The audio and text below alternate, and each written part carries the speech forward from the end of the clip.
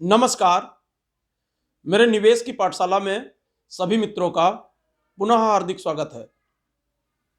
बहुत सारे लोगों का फोन आता है कि स्टॉक मार्केट हो या कोई बिजनेस हो, हम कैसे उसकी शुरुआत करें।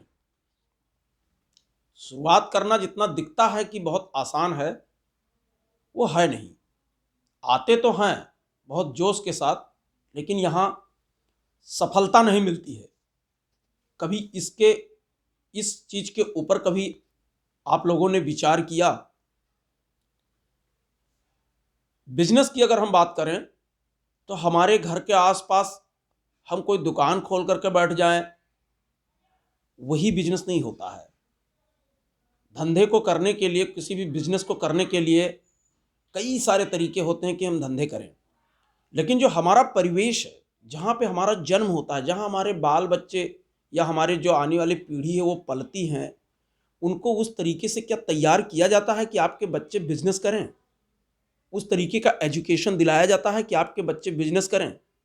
बड़े बड़े उद्यमी जो होते हैं, बड़े बड़े जो कारपोरेट घराने से होते हैं, ये लोग पहले से उस तरीके की मानसिकता अपने बच्चों को बनाते हैं, और वो नौकरी के लिए नहीं बल्कि अपने व्यवसाय के लिए कैसे ग्रो करें उस तरीके की चीज़ें, उनको उस तरीके का एजुकेशन दिलाते हैं। हमारे यहाँ जो परिवेश होता है उसमें बच्चा जब जन्म लेता है, उसके शुरुआत से ही ये माहौल बनाया जाता है कि हम बच्चे को नौकरी दिलाएंगे। अच्छी बात है, नौकरी दिलाइए, लेकिन क्या नौकरी के बाद नौकरी, नौकरी के बाद नौकरी, क्या यही क्रम चलेगा? नौकरी से आपके बच्चे एक सीमित दायरे पर रहते हैं, आप भी एक सीमित दायरे में रहते हो। लेकिन यदि आप बिजनेस करते हो, बिजनेस में जोखिम होता है, मानता हूं, लेकिन जहां जोखिम है वहीं ग्रोथ है। एक कहावत है कि जिन्होंने जोखिम नहीं लिया वो सबसे बड़ा जोखिम ले रहे हैं। एक किसान, चाहे वो प्रगतिशील हो या थोड़ा बहुत जानकारी रखता हो, वो भी रिस्क लेता है। किस चीज की रिस्क लेता है? अपने बीज का, अपने खाद का, अपने मेहनत का, समय खर्च करता है। लेकिन वो आशावादी होता है, उसको उसको यह आशा होती है कि वो फसल काटेगा। क्यों?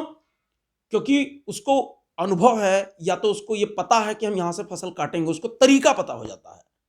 ऐसे ही जब तक हम गाड़ी चलाना नहीं सीख लेते हैं, दूर से लगता है कि ये गाड़ी जो है दुर्घटना ना हो जाए, एक्सीडेंट ना हो जाए। हम किसी ड्राइवर जब कोई गाड़ी चलाता है उसके बगल में बैठते हैं तो डर हमको लगता है, लेकिन चालक को डर नहीं लगता है। क्यों? क्योंकि उसको पता है कि हम ड्राइव कैसे करेंगे। कोई कारपेंटर है,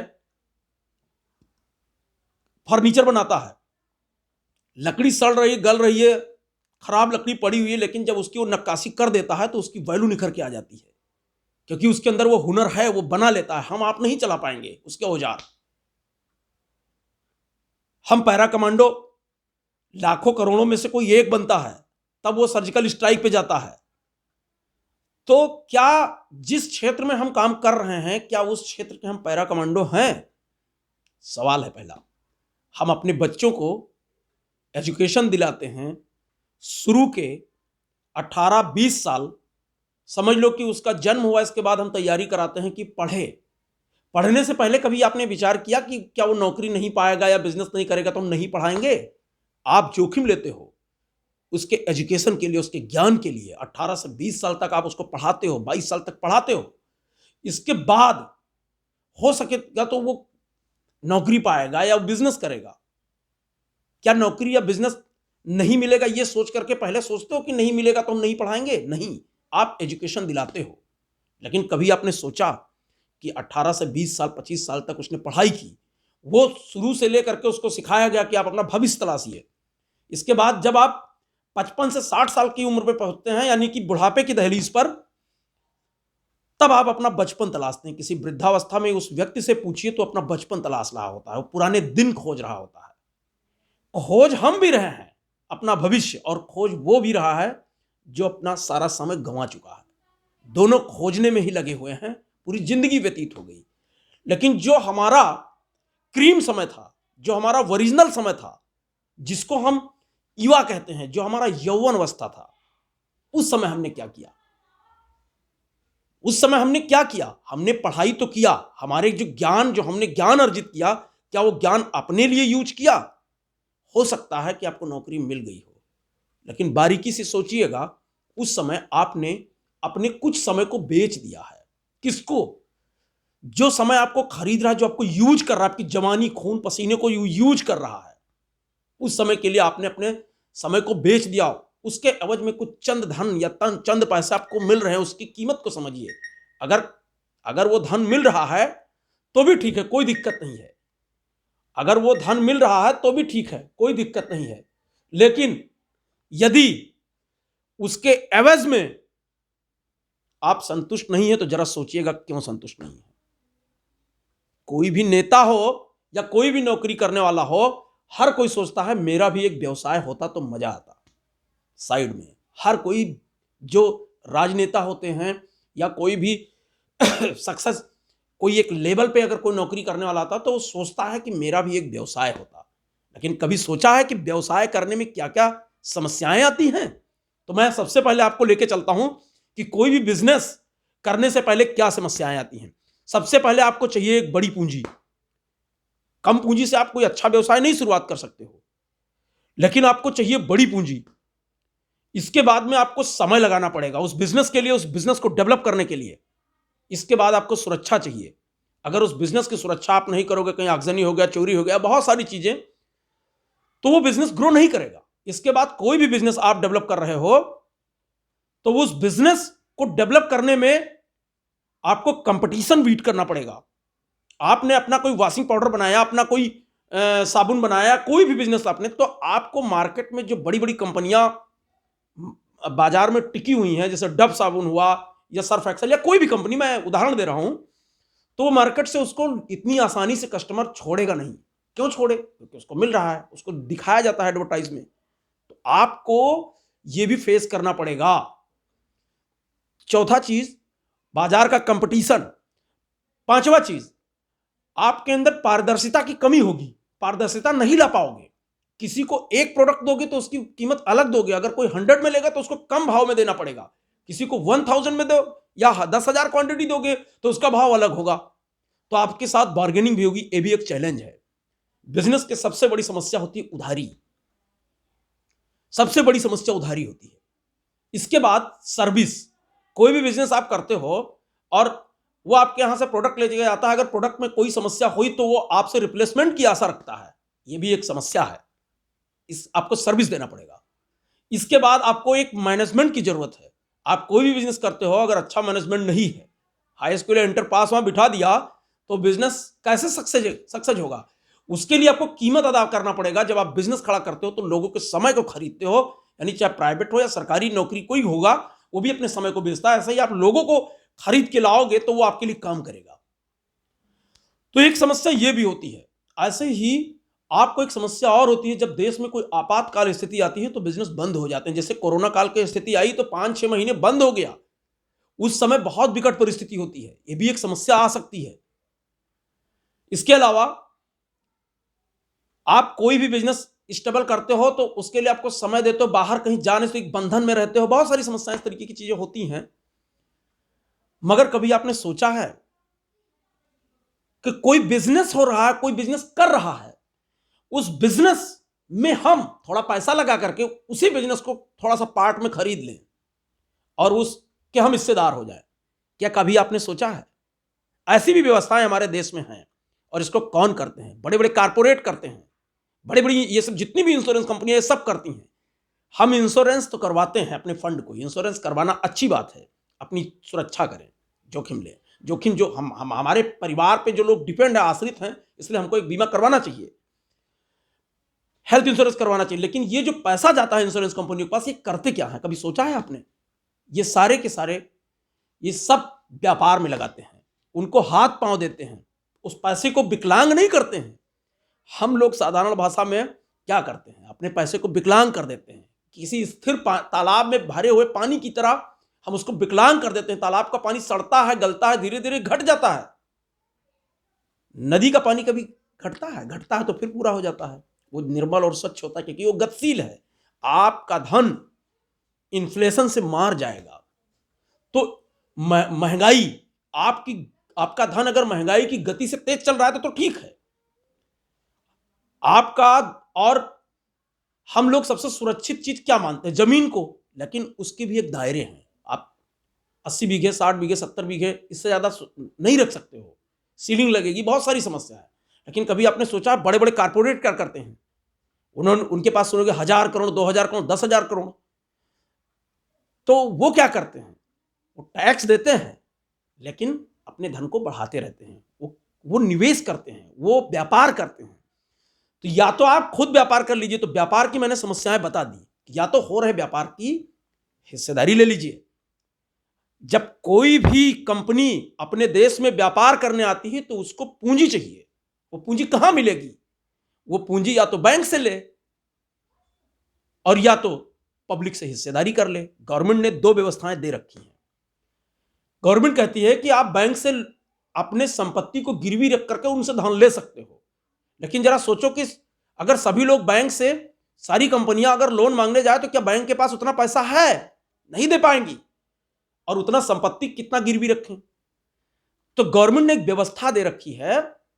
उसके ऊपर एक कंट्रोल बॉडी बनी हुई है, उसको सिक्योरिटी बोर्ड ऑफ इंडिया, जिसको हम सेबी बोलते हैं, वो बना दी गई है। वो हमारे हितों की रक्षा करती है। तो जब हम कोई शेयर खरीदते हैं तो उस कंपनी में हम हिस्सेदार हो जाते हैं। कंपनी कैसे हिस्सेदार होते हैं? मान लिया कोई कंपनी शुरुआत में जब खड़ी होती है तो उसको पूंजी चाहिए। तो पूंजी पब्लिक उनको देती है पैसा, हम उसके हिस्सेदार होते हैं। जैसे जैसे कंपनी ग्रोथ करती है हमारा शेयर बढ़ता है। शेयर ऐसे नहीं बढ़ता है कि आपने 10 रुपए का खरीद लिया, 20 का हो जाएगा, 15 का हो जाएगा। कंपनी जब बढ़ेगी तभी शेयर बढ़ेगा। कंपनी के परफॉर्मेंस पे ही शेयर रिफ्लेक्ट करता है। तो आपको कंपनी पढ़ना आना पड़ेगा। कंपनी पढ़ना बहुत ईजी है। आपके अगल बगल जो व्यवसाय हो रहे हैं, कम उस चीज में हिस्सेदारी लीजिए। किसी के कहने पर कभी हिस्सेदारी न लें, क्योंकि कहने पर आपका अगर पैसा डूबेगा तो वो आपको देगा नहीं। आपके अगल बगल क्या हो रहा है, जो आप दैनिक रोजमर्रा की जिंदगी में कोई प्रोडक्ट यूज कर रहे हैं, उसको उठाइए और उसके मैन्युफैक्चर कंपनी को पढ़िए, देखिए कौन कंपनी है। फिर उसकी बैलेंस शीट पढ़िए कि इसको प्रॉफिट हो रहा है, तिमाही दर तिमाही नतीजे अच्छे आ रहे हैं कि नहीं आ रहे हैं, इसके प्रमोटर कौन है।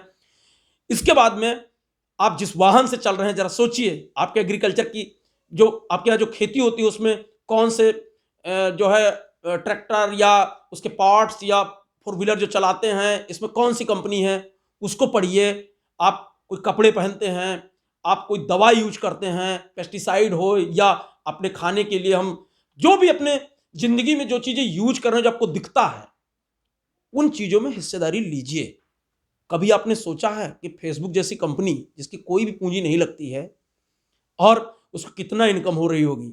उस कंपनी की जो इनकम है, उसका रॉ मटेरियल क्या है? उसका रॉ मटेरियल हम आप हैं। हम आप यूज करते हैं। व्हाट्सएप हम आप यूज करते हैं। ऐसे ही गूगल के जो हिस्सेदार हैं, सोचिए उनका कितना ग्रोथ हो रहा होगा। गूगल के बगैर अब तो हर कोई, जितना भी पढ़ा लिखा एक तबका, कुछ दिन के बाद जब खत्म हो जाएगी, नई जनरेशन आएगी, तो बगैर गूगल के नहीं चलेगा। इनकी मोनोपोली बिजनेस चलती है।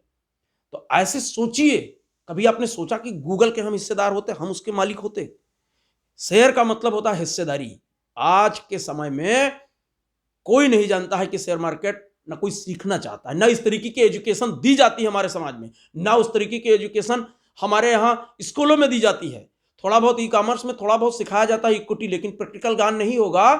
आपके घर में अगर किताब भेज दिया जाए तो आप पढ़ करके विद्वान नहीं होगे। उसके लिए गुरुकुल जाना पड़ेगा, उसके लिए आपको विद्यालय जाना पड़ेगा, आपको सिखाने वाले लोग होंगे, तब आप सीखेंगे।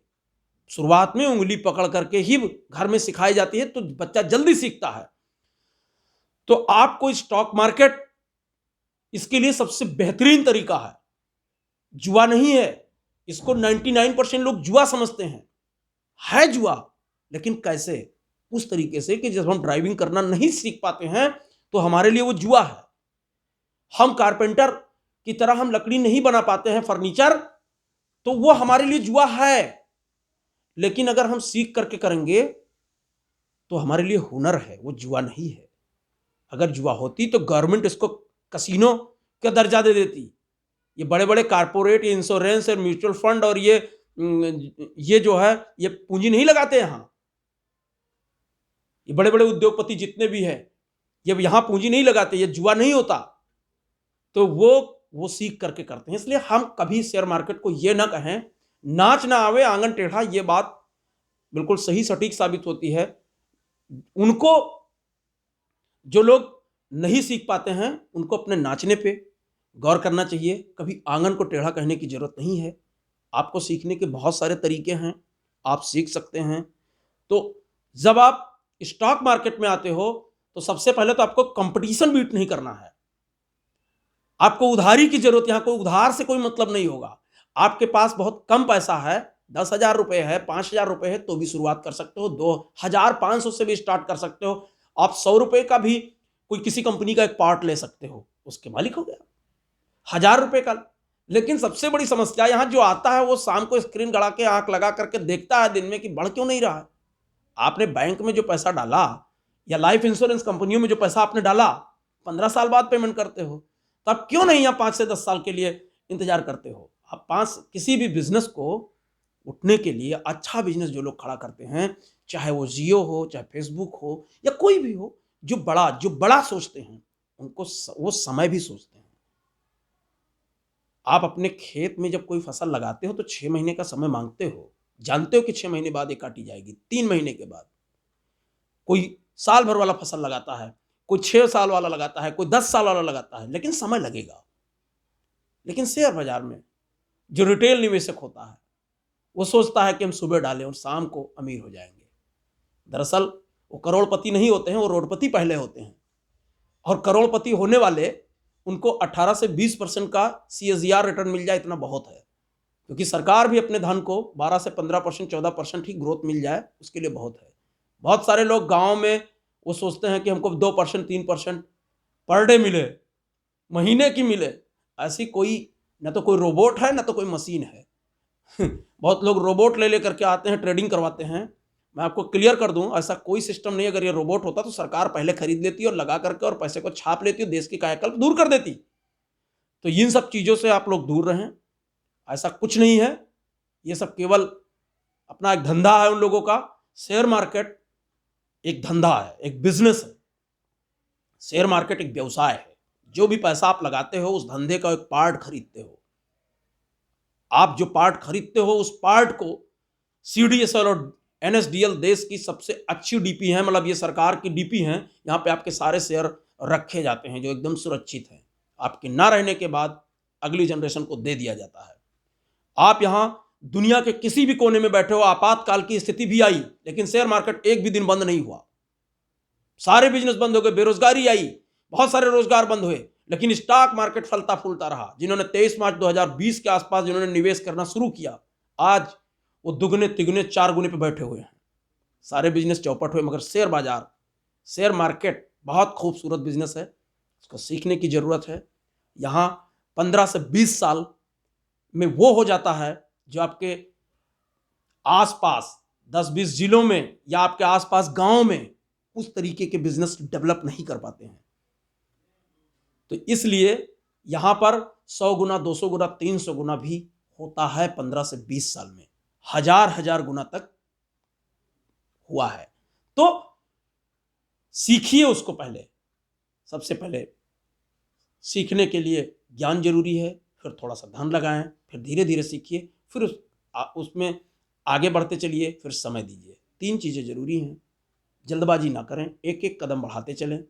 पहले 100 रुपये, 500, 1000, फिर 10,000, इस तरीके के धीरे धीरे बढ़ाएं। बहुत बल्क में बाइंग ना करें। यहाँ पे लगाने का सबसे आसान तरीका है स्टॉक में SIP करें। SIP क्या है? Systematic investment plan. मान लीजिए आपके घर के सामने 100 स्क्वायर फीट जमीन पड़ी हुई है, उसकी कीमत 10 लाख रुपए है। आप लेना चाहते हो, आपके पास 10 लाख नहीं है, मगर आपकी इनकम 20,000 रुपये महीने है, 25,000 रुपये महीने, तो उस काम को थोड़ा आसान कर लीजिए। अगर आपको ये ऑफर मिले कि आप एक एक वर्क फीट हर महीने लेते जाइए, तो वो आप 100 महीने में एक एक स्क्वायर फीट लेते जाओगे और पूरा प्लॉट आपका हो जाएगा, आपको पता भी नहीं चलेगा। तो ऐसे ही स्टॉक मार्केट में होता है। कंपनियों के पास एक निश्चित शेयर होते हैं, उन्हीं शेयरों को हम खरीदते हैं, कोई बेचता है, और धीरे धीरे करके आप एक एक शेयर लेते जाइए। एक दिन वो पूरी कंपनी आपकी हो जाएगी। इस तरीके से आप बिजनेस की शुरुआत कर सकते हैं। आइए, हमारे चैनल से जुड़िए, हमारे व्हाट्सएप से जुड़िए, हमारे फेसबुक से जुड़िए। हम आपको शेयर मार्केट की साइकोलॉजी को धीरे धीरे सिखाते चलेंगे। आप सीखते चलोगे, आपको लगेगा कि बिजनेस कितना आसान है। मेरा नंबर है 9838451842। एक बार फिर से नोट करें, 9838451842। Thank you.